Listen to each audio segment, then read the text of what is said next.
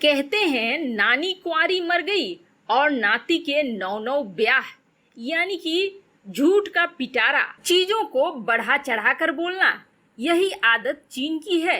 वैसे इसमें चीन की कोई गलती नहीं है।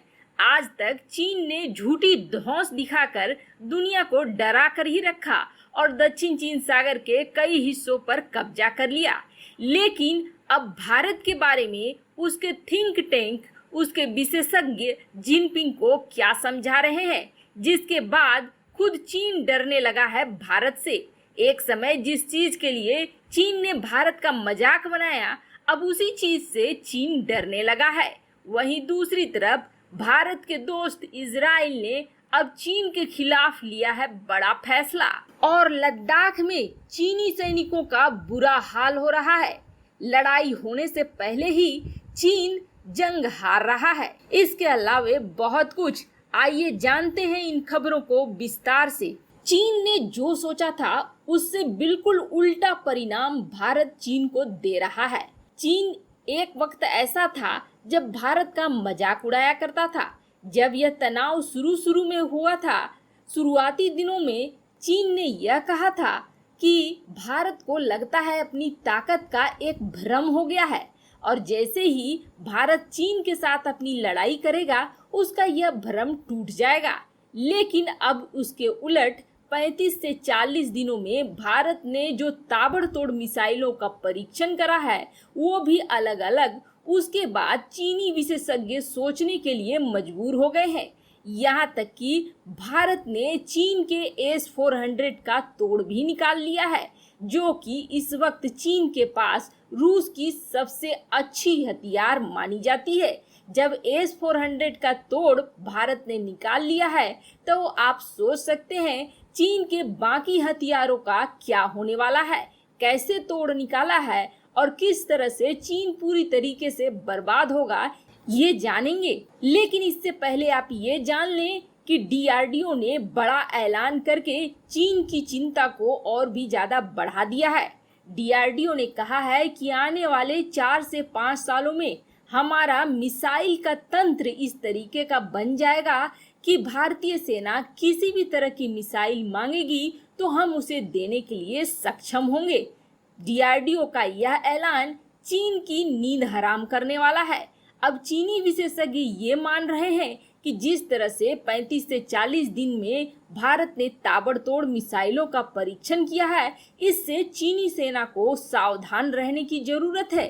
खास तौर पर ब्रह्मोस के जखीरे के उजागर होने के साथ ही चीन काफी ज्यादा डर चुका है और उनका यह डर जिनपिंग के भाषण में भी दिखा। जिनपिंग ने अपने भाषण में अपने फौजियों का मनोबल बढ़ाने की बहुत कोशिश करी।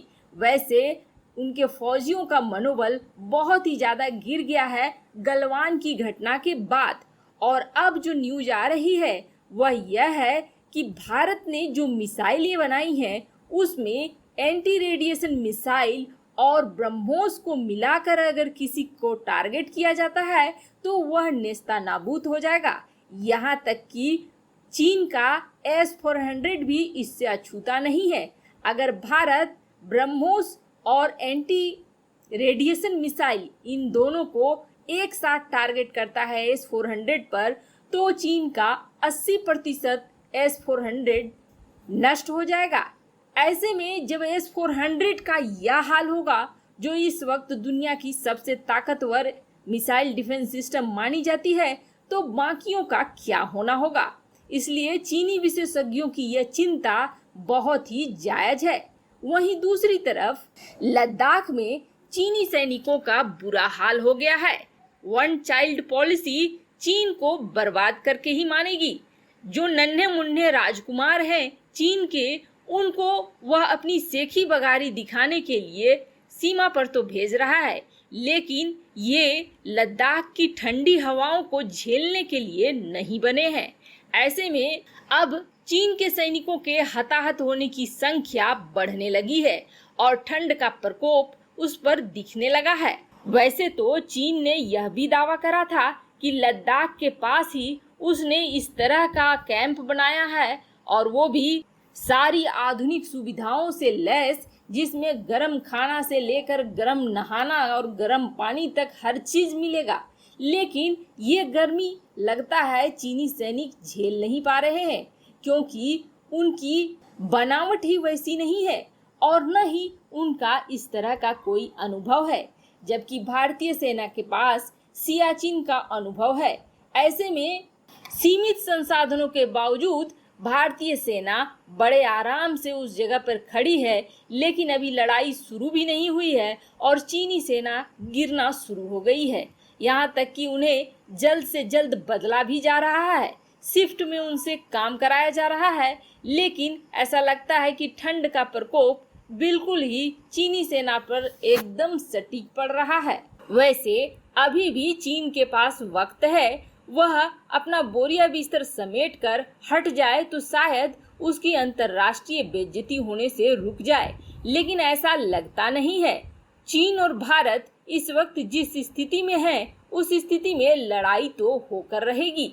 लेकिन इन सब के बीच अब भारत के दोस्त इजराइल ने चीन को बड़ा झटका दे दिया है। वैसे आपको बता दें, इजराइल और चीन के बीच एक समय हथियारों का ठीक ठाक व्यापार चलता था, लेकिन जैसे ही चीन अमेरिका की नजरों में खटका, उसके बाद अमेरिका ने इजराइल को कसना शुरू कर दिया। अमेरिका ने इजराइल को यह कहा कि उसके चीन के साथ हथियारों का कोई व्यापार न करे। यहाँ तक कि जिन हथियारों को इजराइल चीन को बेच चुका था, उनके अपग्रेड करने पर भी रोक अमेरिका ने लगवा दी, जिसके बाद से इजराइल और चीन के बीच रिश्ते खट्टे होने लगे।